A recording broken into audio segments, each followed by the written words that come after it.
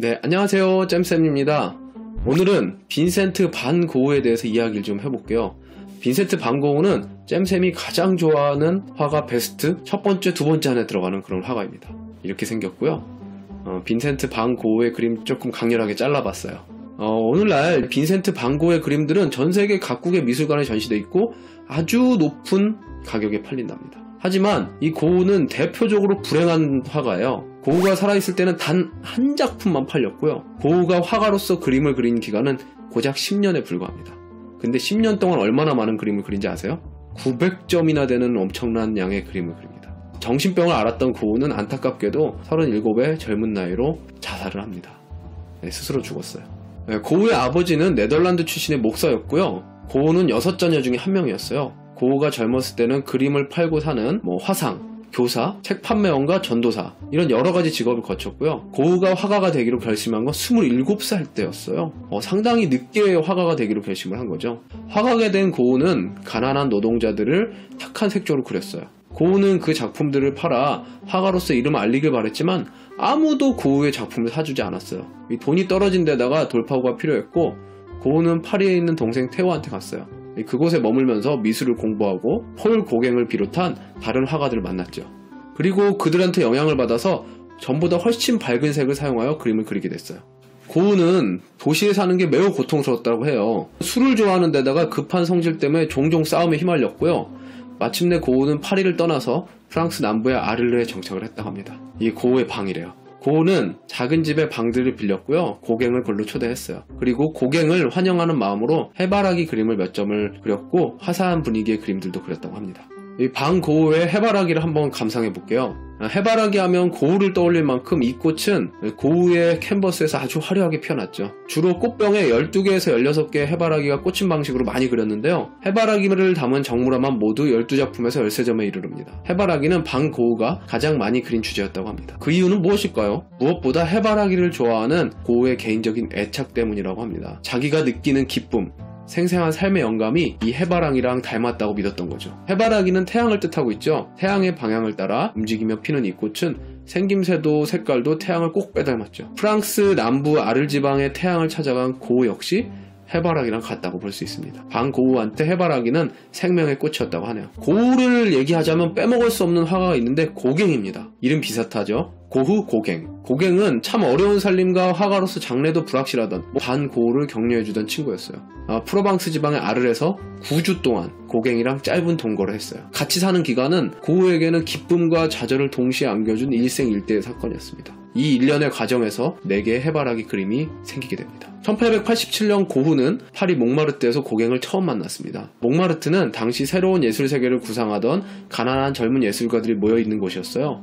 이때 고흐는 고갱한테 자신의 그림을 선물했다고 합니다. 푸른 바탕에서 피어난 2개의 커다란 해바라기였어요. 이를 계기로 해서 두 사람은 친구가 됐고 아주 의기투합을 했어요. 다음에 고갱은 고흐의 초청으로 아르의 노란 대문집으로 이사를 갔습니다. 고흐는 너무 기뻤고요. 고갱을 환영하는 뜻으로 해바라기를 그려서 고갱의 방에 걸어줬습니다. 이 해바라기가 훗날 부의 명작이 된 거죠. 고갱은 둘이 같이 살았던 시절을 회상하면서 이렇게 말했다고 합니다. 빈센트의 우정에 끌려 나는 그곳으로 내려갔다. 내 방에는 빈센트가 선물한 해바라기가 걸려 있었는데 커튼을 젖히면 햇빛을 받아 황금색으로 바뀌는 해바라기였다. 빈센트는 정말 노란색을 좋아했다. 반 고흐는 해바라기뿐만 아니라 두 사람이 살던 집의 대문도 노란색으로 칠할 정도로 해바라기의 노란색을 좋아했어요. 짧게 9주밖에 안 사는 동안 두 사람은 싸우기 시작을 했어요. 반 고흐는 현실에 순응하지 못하고요. 끌어오르는 분노를 그대로 그냥 내뿜는 성격이었어요. 이에 비해 고갱은 매사에 냉정하고 자신만만했어요. 고갱이 뭐였냐면 원래 주식 중개인 출신이었어요. 도시의 세련된 경험 속에서 살아왔던 고갱이랑 불같은 성격의 고흐는 충돌이 많았다고 합니다. 참다 못한 고갱은 고흐를 떠나야겠다고 결심을 합니다. 마지막으로 고갱은 해바라기를 그리는 반 고흐의 모습을 그려줬다고 합니다. 그림을 받아든 반 고흐는 이렇게 말했다고 합니다. 그래, 틀림없이 나는 나인데 광기에 가득 찼구나. 그림을 받은 고흐는 실망을 했다고 하죠. 고흐가 동생한테 보낸 편지에 고갱과 싸운 얘기가 있어요. 고갱과 나는 들라크루아와 렘브란트에 대해 많이 이야기를 했어. 논쟁이 너무나도 격렬해서 우리 머리가 피곤해져서 마치 전류가 다 빠져나간 전직골이 되었다. 프로망탕이 정확히 말했듯이 렘브란트는 무엇보다 미술가고 들라크루아는 신앙이냐. 제기랄 그것으로 사기 좋게 되길 바랬는데 이런 말을 했다고 해요.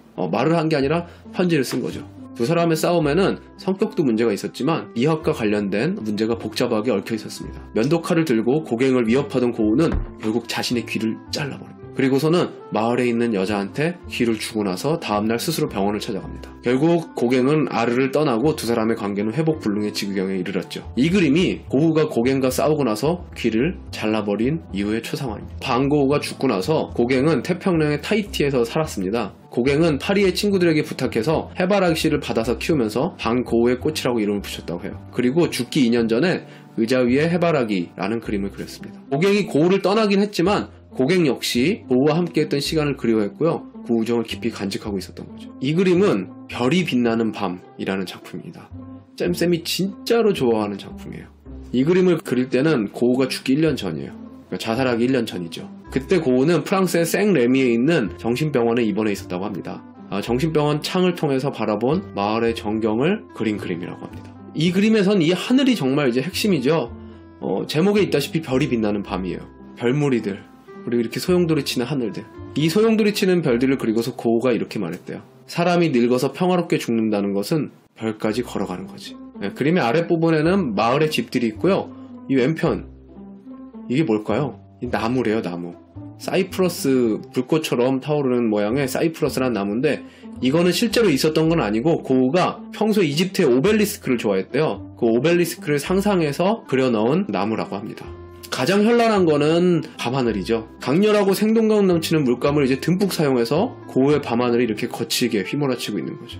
역동적인 분놀림으로 마치 파도의 물결이 밀려오고 원형의 별들이 같이 소용돌이 치는 것 같아요. 이런 독특한 방식이 구름, 달, 별들을 살아 움직이게 하는 것 같아요. 죽음이라는 관문을 통해서만 갈 수 있다는 별. 고우는 항상 별을 그리워했다고 합니다.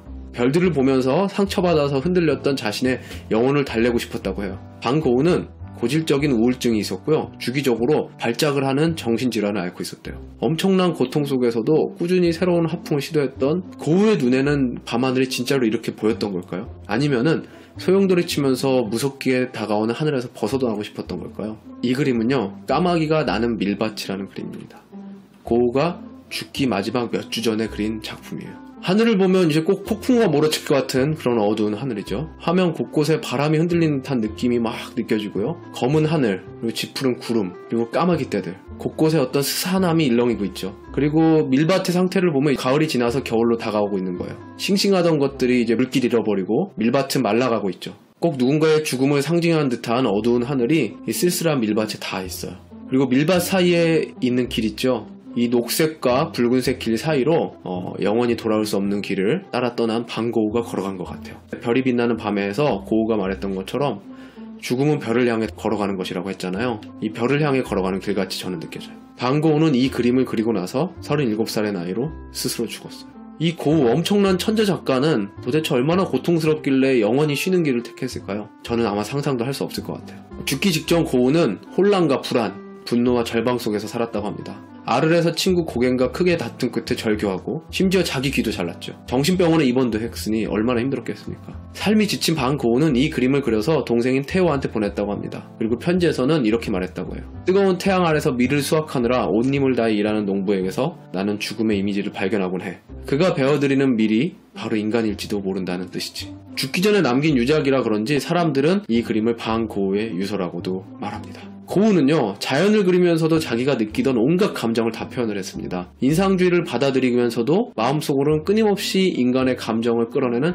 표현주의를 시도했던 화가. 때문에 훗날 화가들이 고우를 표현주의 아버지로 추앙했다고 해요. 평생을 어렵게 살았던 천재화가 반고우는 결국 자신이 그리던 그 불안한 밀밭의 길로 영영 사라졌다고 합니다.